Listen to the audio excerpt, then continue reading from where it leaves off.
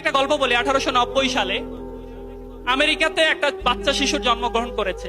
পৃথিবীতে প্রত্যেকদিন কয় লক্ষ শিশু জন্মগ্রহণ করে কেউ বলতে পারবো? 6 লক্ষ শিশু প্রতিদিন জন্মগ্রহণ করে। মারা যায় কতজন? 2021 সালে বাংলাদেশে শুধুমাত্র বিশ্ববিদ্যালয় শিক্ষার্থী 101 জন আত্মহত্যা করে মারা গেছে। তারা ঢাকা বিশ্ববিদ্যালয়ের 9 জন, শাহজালাল বিজ্ঞান ও প্রযুক্তি বিশ্ববিদ্যালয়ের 5 জন, জগন্নাথ বিশ্ববিদ্যালয়ের 6 জন, মেডিকেলের 12 জন, প্রাইভেট ইউনিভার্সিটির 23 জন। সবাই এদেশে ক্রিম স্টুডেন্ট না? আমরা সবাই এরকম ভালো ভালো বিশ্ববিদ্যালয়ে পড়তে চেয়েছিলাম না ওয়ান্স আপন এ টাইম? সো সেই জায়গায় পড়ার পরেও সুসাইড। বুঝতে পেরেছি আমরা? সেই রকম প্রতি বছর আত্মহত্যা করে মারা যায় 7 লক্ষ। এটা বলেছে ওয়ার্ল্ড হেলথ অর্গানাইজেশন। 7 লক্ষ মারা যায় প্রতি বছরে আত্মহত্যা করে। আর আপনি হয়তো চিন্তা করতেছি 6 লক্ষ প্রতিদিন জন্মগ্রহণ করে। আমেরিকাতে এরকম একটা বাচ্চা শিশু জন্মগ্রহণ করেছে, 6 বছর বয়সে তার বাবা মারা গেছে।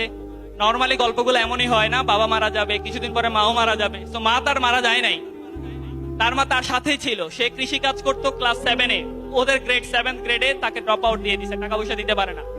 এরপরে হচ্ছে সে 16 বছর যখন বয়স হয়, আমেরিকাতে ডিফেন্সে চাকরি করার জন্য 17 বছর বয়স লাগে।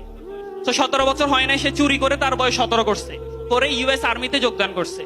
ইউএস আর্মি 1 বছর পরে বুঝতে পারছে যে সে তার বয়স লুকোচুরি করছিল, এই জন্য তাকে সাসপেন্ড, আমেরিকান আর্মি থেকে সে বরখাস্ত। এরপরে সে রেলওয়েতে চাকরি করতে গেল, রেলওয়েতে কলিগের সাথে মারামারি, রেলওয়ে থেকে বরখাস্ত। কতবার বরখাস্ত হয়েছে? স্কুল থেকে 1 বার। মোট কয়বার? ওকে, 3 বার, এটা মাথায় রাখেন। তারপরে সে একটা ফেরি বোট কোম্পানি খুলছে, কিছুদিন চলে, এরপর আর চলে না। নর্মালি বলে না, অবাগা যেদিকে যায়, মানে তার কপালে তাই হয়েছে, যেদিকে তাকাচ্ছে সব শুকাই যাচ্ছে। এরপরে শুরু হইলো, সে একটা মুরগির ব্যবসা দিল। বললো যে আমি রেল স্টেশনে ঘুরে ঘুরে চিকেন বিক্রি করতে চাই, চিকেন মুরগি না, সেটা বিক্রি করতে চাই। বিক্রি করা শুরু করলো। একটা সময় তার মনে হয়েছে যে বেশি ভালো বিক্রি হচ্ছে, এখন একটা রেস্টুরেন্ট দিই।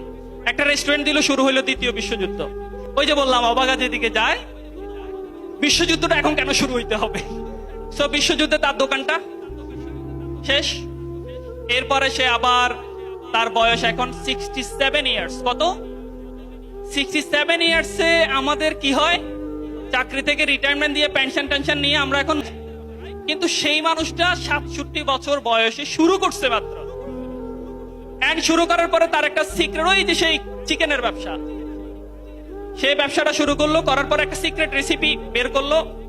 1009 বার তার রেসিপি রিজেক্টেড। কতবার? আসতে বাদ। এরপরে সে একটা লোক তার রেসিপি অ্যাকসেপ্ট করছে। এরপর আর তার ফিরে তাকাতে হয় নাই। আমি কার কথা বলছি? কেএফসির কথা বলছি না, আমি বলছি কলোনেল স্যান্ডার্স, কেএফসির মালিকের কথা।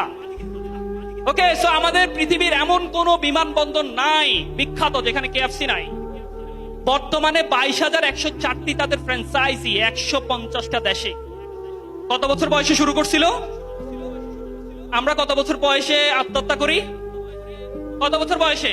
আজকে তোমরা আমার সাথে একটা ওয়াদা করবে, আমাদের মেয়র স্যার আছেন, জীবনে যত কষ্ট আসুক, যত তুফান আসুক, সাইক্লোন, প্রেমিকা চলে গেছে, ফ্যামিলি সমস্যা, আত্মহত্যা করব না। বলো,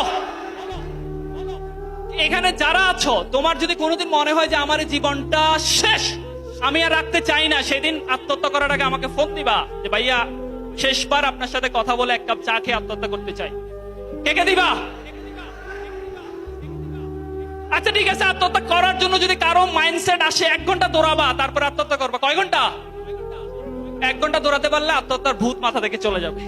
ওকে, এটা আমি বলি না, এটা একজন ডাক্তার বলেছেন। সো প্লিজ, জীবন আগে। এত বেশি ফ্রাস্ট্রেশনের দরকার নাই। এত বেশি সাকসেস, একটা সরকারি চাকরি পাইলে কি হয়? 8টা সরকারি চাকরি পেয়ে গত 29 মে সুইসাইড করছে। 8টা। কয়টা চাকরি? আমরা যারা মনে করি যে সরকারি চাকরি পাইলে আমি সফল, সাকসেস, সফলতা কিন্তু এসব জায়গায় না, আসলে চাকরিতে না, কিন্তু আসলে বুঝতে পেরেছি সফলতার সংজ্ঞাটা নিজের জন্য চেঞ্জ করে ফেলতে হবে। ওকে, পারবো ইনশাআল্লাহ।